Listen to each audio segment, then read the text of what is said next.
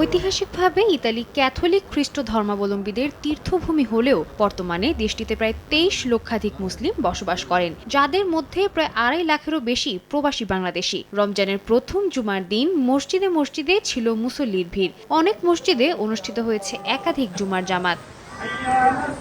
ইতালিতে শীতের প্রকোপ কমেছে এবং বাতাসে বসন্তের আবহাওয়া বিরাজ করছে, তাই এবছরের রোজা স্বস্তিদায়ক হবে বলে মনে করেন মুসলমানরা। কর্মস্থল থেকে কয়েক ঘন্টা ছুটি নিয়ে অনেকে পড়তে আসেন নামাজ।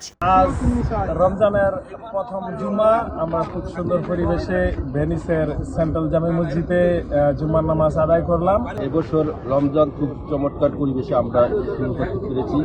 এবছর রোজাগুলো তেমন কোনো শীতও নেই, গরমও নেই। আগামী দিনগুলি যেন সমস্ত ধর্মপ্রাণ মুসলমান আমরা সুন্দরভাবে মাহে রমজান আদায় করতে পারি, তারাবি আদায় করতে পারি, এই প্রার্থনা প্রভুর কাছে আমরা করছি। আল্লাহ যেন আমাদের সবার নামাজগুলি কবুল করে নেয়। অনুকূল আবহাওয়া ও সুন্দর পরিবেশ এবছর ইতালি প্রবাসীদের পবিত্র রমজান পালনে আরও বেশি আগ্রহী করে তুলছে।